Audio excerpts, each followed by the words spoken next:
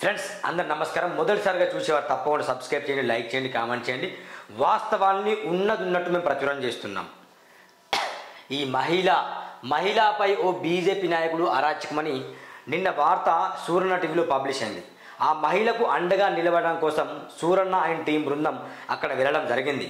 వాస్తవానికి ఏమైందంటే అక్కడ వార్తలు రాసిన తరుణంలో వాళ్ళు వచ్చేసి సూరన్న మీరు మా కోసం కొట్లాడుతున్నాడు, పోరాటం చేస్తానని చెప్పేసి జేబులో కొన్ని డబ్బులు పెట్టారండి. వాళ్ళు మేము ఒకటే మాట అన్నాం, మేము డబ్బుల కోసం పనిచేసే జర్నలిస్టులం కాదు, గమనించండి మీరు. ఈ డబ్బులు మీరే తీసుకోండి. వాళ్ళు ఎంత పెట్టారు, బహుశా 5,000 10,000 పెట్టుంటారు. మేము 5 వెళ్ళాం. వాస్తవానికి ఏం సార్ చాలామంది వెళ్ళి తీసుకుంటారు, అదే పూటకు వచ్చిందిరా భయ అనుకుంటారు. కానీ మేము అట్లా చేయలే. అన్న మీ డబ్బులు మాకు వద్దు, మహిళకు జరిగిన అన్యాయాన్ని మేము ప్రశ్నిస్తున్నాం, బరాబర్ ప్రశ్నిస్తాం, ఈ దుర్మార్గుడికి శిక్ష పడాలి అని చెప్పినాం. ఇలాంటి వాళ్ళ పార్టీ నేమ్కి బ్యాడ్ నేమ్. బీజేపీని నేను రాంగనట్లే, బీఆర్ఎస్ని కాంగ్రెస్ ఈ పార్టీలని రాంగనట్లే.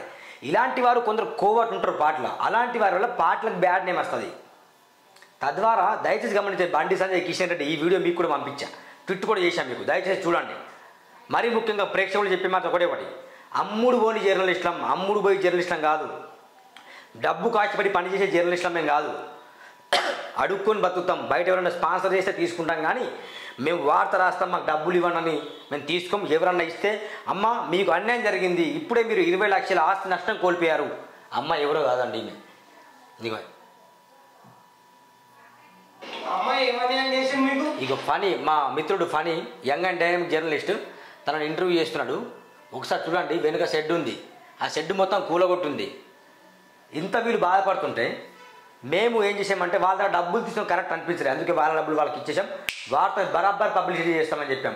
మున్సిపల్ కమిషనర్ టీపీఓ మీరు చేస్తున్న అవినీతి అంత ఇంత కాదు అని మేము చర్చించడం జరిగింది. ₹1 కూడా తీసుకోలేదు, ఫ్రీగా మేము వాళ్ళకి సర్వీస్ చేయడానికి ఇష్టపడుతున్నాం. Let's see. ఒకసారి ఫనీ అన్న, వెల్కమ్ అన్న. ఫనీ అన్న, మీరు తనని ఇంటర్వ్యూ చేశారు నిన్న. గుడ్ మార్నింగ్ అన్న, నైస్ టు మీట్ అన్న. మేము నిజమన్నా, మీరు కూడా చూశారన్న, డబ్బులు ఇచ్చారు, తీసుకున్నామా? నువ్వేమన్నావు? నిజం చెప్పు, నువ్వేమన్నావు? అప్పుడు మనకి డబ్బులు అవసరం లేదు కదా, అదే మాట అన్నావు. వాస్తవానికి ఇది మా డబ్బులు, అంటే ఇది ₹500 ఎందుకు చూపించారంటే ఇట్లా డబ్బులు పెట్టారు, కట్టాలి మేము పాపం. అంటే వాళ్ళు ఎక్కువ పాలుపోక కనీసం ఎవరికన్నా డబ్బులు ఇస్తే ఇట్లా జర్నలిస్టులు న్యాయం చేస్తారన్న ఉద్దేశం మీద వాళ్ళు డబ్బులు పెట్టారు. వాళ్ళకు కూడా దురాలోచన ఏం లేదు, అంటే వాళ్ళు మనకు ఇద్దామని వాళ్ళకు ఆలోచన. ఎందుకంటే ఈరోజు వాళ్ళకి ఎలాంటి సపోర్ట్ లేదు అక్కడ. ఒక్క మీడియాకు సంబంధించి వెళ్ళిరా మీరుపేట జర్నలిస్టులు నిన్న పోయి మీరు మున్సిపల్ ఆఫీస్లో చాలా హంగామా చేసిరంట. మా మీద కేసు పెట్టండి, కేసు పెట్టాలనుకుంటే పెట్టండి, సమాధానం చెప్పే దమ్ము ధైర్యం మాకుంది. అమ్మాయి దగ్గరికి ఎందుకు రారండి? అమ్మాయిని ఎందుకు మీడియా కవరేజ్ చేయరు? అంటే మీకు ఆ మాత్రం బాధ్యత లేదా? పోయి మున్సిపల్ ఆఫీస్లో కమిషనర్ దగ్గర కూర్చొని పంగనామాలు కొడతారు. ఇది మీ జర్నలిజమా? బుద్ధి ఉండాలి. ఒకసారి మేము సిటీ టైమ్స్లో వచ్చిన వార్త కథనం ఇదే అండి. మారి న్యూస్ అంటే ఏదో కాదండి, ఏదో రేవంత్ రెడ్డి ఏం చేసిండు, బండి సంజయ్ ఏం చెప్పిండు, లేకుంటే కాంగ్రెస్ రాహుల్ గాంధీ ఏం చెప్పిండు, స్థానికంగా ఇది కాదు. అంటే వాళ్ళది వాస్తవం కావచ్చు, కానీ స్థానికంగా ఏం జరిగిందనేది మనం చర్చిద్దాం. మహిళపై ఓ బీజేపీ నాయకుడు అరాచకం, నాకు అడ్డు చెప్తే నీ షెడ్ కూల్చివేయిస్తానంటూ బ్లాక్మెయిల్, జేసీబీ సహాయంతో నిర్దాక్షిణ్యంగా షెడ్ కూల్చివేత. ఒకసారి షెడ్ ఇలా ఉండే షెడ్ ఇప్పుడు ఇలా అయింది చూడండి. షెడ్ పాపం తండ్రి వాళ్ళ వికలాంగుడు, తండ్రిని బిడ్డను పట్టుకొని ఆడవాళ్ళు సురుపోసుకుంటే ఏమొస్తుందండి? దీనికి మనం రాజకీయ నాయకుడిని నిందించే కన్నా మీరుపేట కమిషనర్ గారు మీరు ఏం చేస్తారు? మీకు ఇప్పటివరకు చేత కావట్లేదు. సూపర్ థియేటర్ పక్కన చైన్ సిస్టానికి సంబంధించిన షెడ్ కూల్చేవంటే ఇప్పటివరకు చేత కావట్లేదు మీకు అన్న. ఒక ఆడపిల్ల మీద పడతారు మీరు పోయి. అదే నంది హిల్స్లో 100 అక్రమాలు అవుతున్నాయి, 100 అక్రమ నిర్మాణం, ఎదురుగానే అక్రమ నిర్మాణం, పక్కన అక్రమ నిర్మాణం. దాని గురించి వాళ్ళు స్పందించరు, దాన్ని కూల్చేయరు. ఎందుకంటే ఈయన ఎలాంటి అంటే బిల్డింగ్లో కొంచెం రెడ్ పిటిషన్ వేస్తారట, రెడ్ పిటిషన్ 4-5 బిల్డింగ్లు వేస్తారట, బెదిరిస్తారట, డబ్బులు తీసుకుంటాట. మరి వీళ్ళతో వాళ్ళకి కుమ్మక్కు ఉంటుంది కాబట్టి ఇక తప్పదు కదా, కూల్చాల్సిందే. అట్లా జరిగిందట. ఏదేమైనా ఇలాంటి వ్యక్తుల వల్ల పార్టీకి బదనామన్నా నేను అనేది. ఇక్కడ పాపము బీజేపీ పార్టీ చేసేది ఏం లేదండి, ఆ కండ వేసుకొని చేస్తే ఏమనిపిస్తుంది లోపల, అదేదో పార్టీ చేయిస్తుందనే ఉద్దేశం మీద వెళ్తుంది. అంతేగాని నేను బీజేపీని తిట్టే నాకు ఏ పార్టీ కూడా విధవలను ఎప్పుడు ప్రోత్సహించదు, గుర్తుపెట్టుకోండి. ఓ బీజేపీ నాయకుడు అరాచక దౌర్జన్యంతో నిరుద్యోగి మహిళ నెలకొల్పిన చికెన్ షాపు మున్సిపాలిటీ అధికారుల పాశవిక చర్య, వాస్తవానికి ఇది పాశవిక చర్య, కూల్చివేసి నిరుద్యోగిని రోడ్డు పాలు చేసిన సంఘటన మీర్పేట్ డివిజన్ స్థానిక పోలీస్ స్టేషన్లో తీవ్ర నిషేధం నిలిపింది.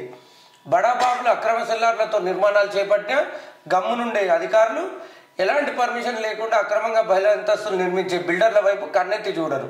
బతుకుదేరు నిమిత్తం 23 సంవత్సరాల క్రితం మీర్పేట్కు వచ్చి లెక్చరర్గా విధులు నిర్వహిస్తుంది. ఆ అమ్మాయి 9 సంవత్సరాలు ఫిజిక్స్ ఫ్యాకల్టీగా విధులు నిర్వర్తించింది. 2 డిగ్రీలు చేసింది, master degree, double PG post graduate lecturer.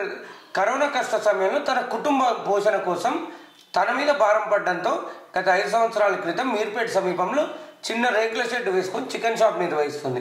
స్థానికంగా మీర్పేట్ బీజేపీకి చెందిన కంటెస్టెడ్ కార్పొరేటర్ అవతారం ఎత్తిన ధ్యాసాని తిరుపతి రెడ్డి. అంటే ఇతనికి ఒక 62 ఓట్లు వచ్చినాయంట. ఆ రోజు 10వ వార్డు నుంచి కంటెస్ట్ చేసిండంట. ఏం పోయే 69 మంచి ఓట్లే కదా, మంచి ఓట్లే. అతను వ్యక్తిగా పనిచేసుకుంటూ ఉంటే అదే విధంగా పార్టీకి పనిచేస్తే గెలిచేవాడు కదా, గెలిచేవాడు. ఈసారి అతను ఆ ఉద్దేశంలో లేనట్టుండు, పాప ఆ లైన్లో లేనట్టుండు. నిరుపేద మహిళపై చికెన్ షాప్పై కన్నుపడి అక్రమ షెడ్ అంటూ వసూళ్ల దందాకు తెరలేపాడు. అమాయకురాలైన ఆమెపై వ్యామోహం పెంచుకొని శారీరకంగా, మానసికంగా, లైంగికంగా వేధింపులకు గురి చేస్తూ నాకు అడ్డు చెప్తే నీ షెడ్డు కూల్చివేయిస్తానంటూ, నాకు లొంగకుండా నువ్వు ఇక్కడ ఎలా వ్యాపారం చేస్తావంటూ నిత్యం బెదిరింపులు, వేధింపులు. ఏందండి ఇది తిరుపతి రెడ్డి గారు?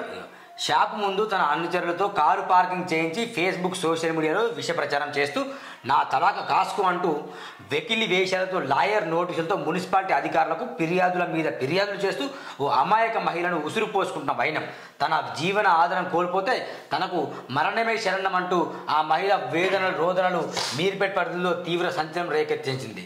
బాధిత మహిళ కుటుంబం స్థానికుల వివరాల ప్రకారం మీర్పేట్ 9వ డివిజన్ పరిధిలో ఓ నిరుపేద గ్రాడ్యుయేట్ ఎంఎస్సీ ఫిజిక్స్ లెక్చర్గా విధులు నిర్వహించిన పానుగంటు కోటేశ్వరి కరోనా కష్ట సమయంలో కాలేజ్ బంద్ కావడంతో తల్లిదండ్రుల కుటుంబ భారం తనపై పడడంతో బతుకు తెరువు నిమిత్తం మీర్పేట్ నంది హిల్స్లో ఓ రేకుల షెడ్లో పందెం కోళ్ల పేరుతో చికెన్, మటన్ మార్ట్ పేరుతో లీజుకు తీసుకొని గత 5 సంవత్సరాలుగా వ్యాపారం కొనసాగిస్తుంది. స్థానికంగా ఉన్న బీజేపీ నేత, మీర్పేట్ 10వ ward contested corporator Dhyasani Tirupati Reddy మహిళా షాప్పై ఆమెపై కన్నుపడి నిత్యం మురిచి మరియు మానసికంగా, శారీరకంగా వేధింపులకు గురి చేయడం కాకుండా అక్రమ వసూళ్లకు తెరలేపాడు. నిత్యం బీజేపీ నేత వేధింపులకు భరించలేక దాదాపు 4 లక్షల రూపాయలు సమర్పించుకుంది. అయినా బీజేపీ మీటింగ్ అని మైసమ్మ పోచం పేరుతో మేకపోతులను, పందెం కోళ్లను ఫ్రీగా తీసుకెళ్లేవాడు. గత 6 నెలలుగా అతని వేధింపులు భరించలేక మహిళ కుటుంబం వివిధ పార్టీల పెద్దల్ని ఆశ్రయించారు. వారు తన బుద్ధి మార్చుకోమని అతనికి సలహా ఇచ్చిన కొద్ది రోజుల వరకు వేధింపులాపి మళ్ళీ తన వక్ర బుద్ధిని చాటుతూ ప్రతినిత్యం అన్ని రకాల వేధింపులకు గురి చేయడంతో విసుగు చెందిన మహిళ కుటుంబం ఎదురు తిరగడంతో నాకు ఎదురు చెప్తారా అంటూ మీ షెడ్డును కూల్చివేయిస్తానంటూ షెడ్డుపై లాయర్ నోటీసుతో పాటు మున్సిపల్ అధికారులకు ఫిర్యాదుల మీద ఫిర్యాదులు చేస్తూ వారి కుటుంబాన్ని భయభ్రాంతులకు గురి చేస్తున్నాడు. బీజేపీ మీటింగ్కు 10 మేకలు ఇవ్వాలని బెదిరింపులకు గురి చేయడంతో వారిపై కక్ష పెంచుకొని దాదాపు 15 లక్షలతో రైల్వే స్టేషన్ తన రాజకీయ పరపతి మున్సిపాలిటీ అధికారులతో లాబింగ్ చేసి ఉదయం 6 గంటలకు భారీ పోలీస్ బందోబస్తుతో ఎలాంటి సమాచారం ఇవ్వకుండా జేసీబీ సాయంతో నిర్దాక్షిణ్యంగా కూల్చివేశారు. బాధిత మహిళ పానుగంటి కోటేశ్వరి బ్యాగు ఫోన్ లాక్కొని మానవత్వం లేకుండా పోలీస్ వ్యాన్లో బంధించి కూల్చివేయడంపై స్థానికంగా ఉన్న మహిళా సంఘాలు, బీజేపీ నేత, మున్సిపాలిటీ అధికారులు ఓవర్ యాక్షన్పై దుమ్మెత్తి పోశారు. అది కాదండి, నేను ఇతన్ని బ్లేమ్ చేయదలుచుకోలేదు తిరుపతి రెడ్డిని. ఎందుకు అనంటే బీజేపీ నేత ఏం చేసిండు అనేది పక్కనేసి పెడితే మున్సిపల్ అధికారులు మీరేం చేస్తారు? ప్రతి ఒక్కరు కొమ్ము కాస్తారు కదా ఈ మీర్పేట్ల. ఆయన ఒక గోషి గొంగడి అని ఒక బ్యాచ్ తిరుగుతుంది అంటే ఏమన్నాడు? ఆ గోషి గొంగడి బ్యాచ్ ఏందో మనకు అర్థం కాని పరిస్థితి. ఆ గోషి గొంగడి బ్యాచ్కి మీరు ఎందుకు మద్దతు పలుకుతారు? మీకు ఆ గోషి గొంగడి బ్యాచ్ ఎక్కువ అయిపోయిందా? ఏం చేస్తున్నారంటే కమిషనర్ గారు మీరు ఇలాంటి మహిళలు ఉసురు పోసుకుంటారు. మీకు కూతురు ఉండి ఉంటుంది, అక్క చెల్లెలు ఉండి ఉంటారు. టీపీఓ గారు, ఇక్కడ మనం టీపీఓ గారి గురించి స్పెషల్గా చర్చ చేయాలి. సార్ మీరు 2 రోజులు ఉద్యోగం చేయాలి, మీకు సమయమే కుదరదని చెప్తారు. మరి షెడ్డు ఇంత పొద్దున 6 గంటలకు కూల్ చేయడానికి మీకు 7 గంటల సమయం దొరికింది సార్? చెప్పాలి మీరు టీపీఓ గారు. మాట్లాడండి. నేను ఒక అఫీషియల్ స్పోక్స్ పర్సన్ కాల్ చేస్తున్నా, కల్వా సుజాత అక్క. చెప్పు. గుడ్ మార్నింగ్ అక్క. గుడ్ మార్నింగ్ అమ్మా. అక్క మేము మీకు మార్నింగ్ ఒక వీడియో పంపించాను అక్క. ఏది? ఒక వీడియో పంపించాను, చూసారా యూట్యూబ్లో? చూసిన, కూలగొట్టింది కదా. అవును అక్క, తను పాపం చాలా ఆవేదనకు గురైంది అక్క. కొంచెం బీజేపీ కార్పొరేటర్ తనమాట, అంటే కంటెస్ట్ చేశాడట. వీరుంటే ఆ విషయంలో మీరు స్పందించండి అక్క, గవర్నమెంట్కి తెలియజేయండి అక్క కొంచెం. తప్పకుండా. అక్కడ ఉన్న కమిషనర్ నంబర్ పెట్టి మాట్లాడదాం. ఓకే అక్క, మీకు చెప్తాను అక్క, వాట్సాప్లో సెండ్ అక్క చేస్తాను. పాపం ఆ అమ్మాయి గత 5 ఏళ్ల నుంచి నడుపుకుంటుందాక. ఆమె ఫిజిక్స్ లెక్చరర్గా పనిచేసింది. అవును, అన్ని చూసిన. అలాంటి ఇలా సరే అక్క, మేము పార్టీలను నిందించట్లేదు, కానీ ఇట్లా అమ్మాయి మీద పడి కమిషనర్ గారు కాక వేరే అక్రమ నిర్మాణాలు స్పందించమంటే ఆయన స్పందించాడు. ఇట్లా ఒక అమ్మాయి మీద పడి పొద్దున 6 గంటలకు పోలీస్ బందోబస్తు పెట్టి షెడ్డు కూల్చేసి కాంగ్రెస్ ప్రభుత్వాన్ని కూడా ఇది బద్నాం చేయడమే అక్క. అదే చెప్తున్నా నేను, కమిషనర్ది నంబర్ పెట్టండి, ఆ అమ్మాయితో నాకు మాట్లాడమనండి. మీకెందుకు ఇవన్నీ అని అడుగుతారు వాళ్ళు. నాకు అప్రోచ్ అయ్యారు, నేను అని చెప్తా. అక్కడ నా డిసిసి అధ్యక్షుడు ఉన్నాడు చల్ల నరసింహారెడ్డి, ఆయనకు కూడా చెప్తా. తప్పకుండా కొద్దిగా ఆ అమ్మాయికి ఏదన్నా న్యాయం చేసే ఇది చేయండి అక్క. ఎందుకు ఆ అమ్మాయికి ఏం కావాలో అది చేద్దాం, ఏముంది తప్పేముంది. అక్కడ అక్రమ నిర్మాణాల మీద స్పందించట్లేదు అని మనం మాట్లాడదాం. తప్పకుండా అక్క, థ్యాంక్ యూ అక్క, మీ నుంచి మద్దతు కావాలక్క. తప్పకుండా, థ్యాంక్ యూ అక్క.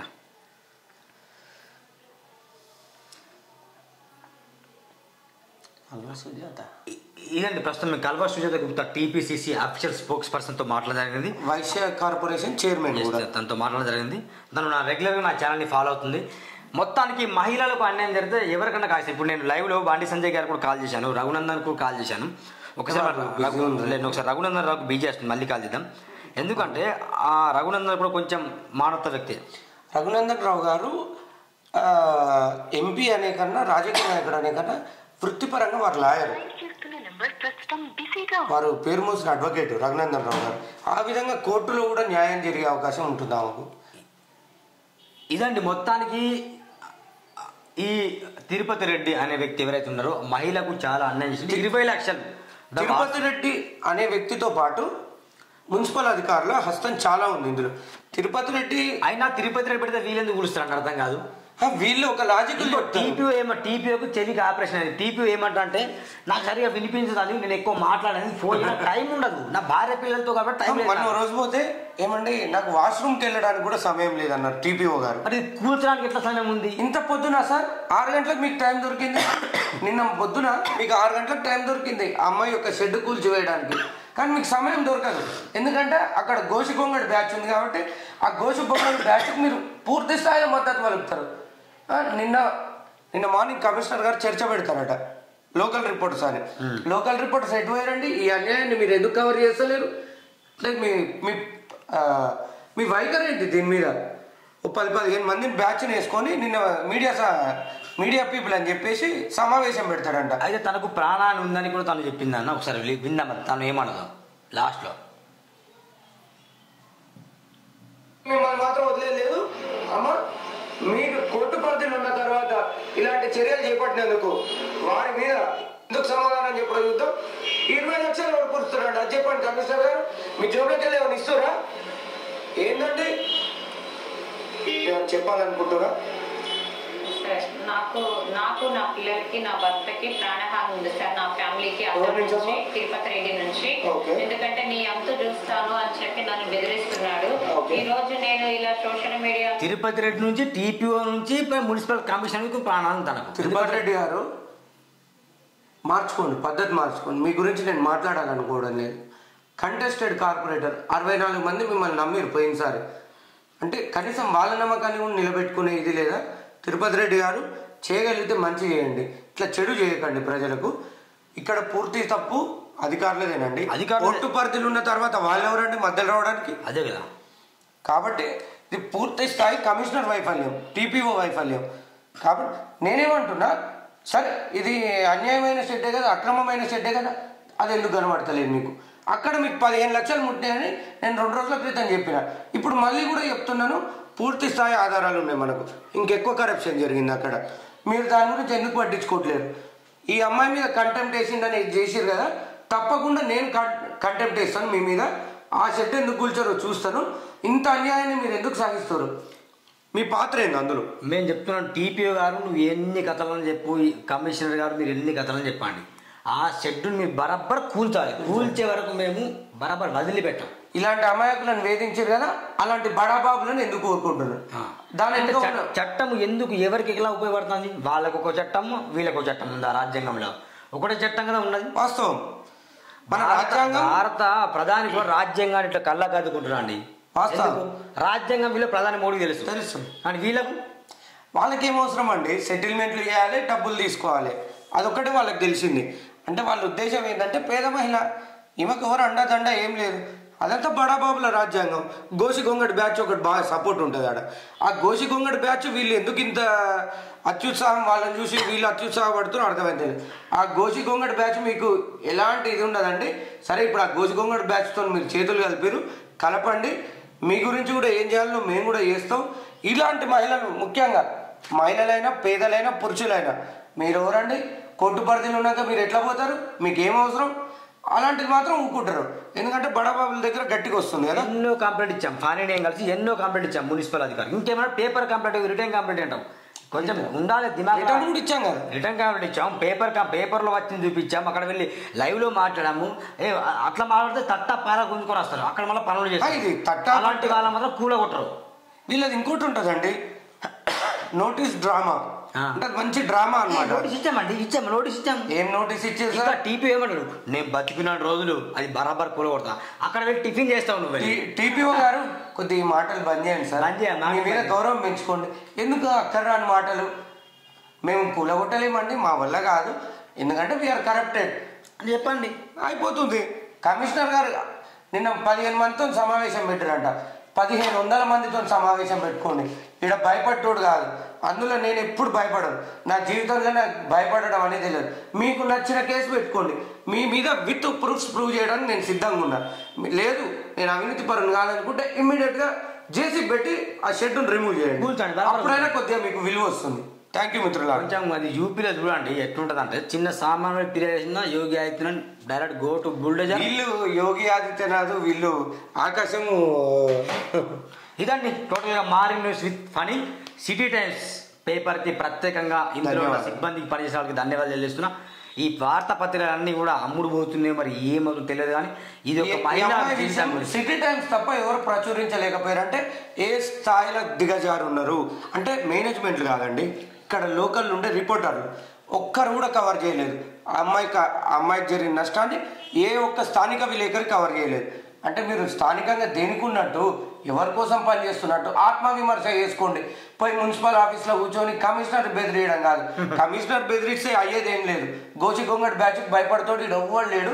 ఆ గోసి గొంగడికి కూడా చెప్తున్నా, నీతోనైంది చేసుకో, న్యాయం దిక్కు ఉండడమే మా ధర్మం అన్న. ఒకసారి మన లైవ్లో గోసి గొంగడి బ్యాచ్ అనే వ్యక్తి ఎవరిని బెదిరిస్తాను తెలుసా అన్న, తీన్మార్ మల్లన్న పేరు చెప్పుకొని తిరుగుతాడట. పోనీయండి, అది కూడా ఆధారాలు ఉన్నాయి, రాబో కాలంలో ప్రచురిద్దాం, అది కూడా ప్రచురిద్దాం. ఓకేనా? తప్పకుండా. Right, thank you for watching this video.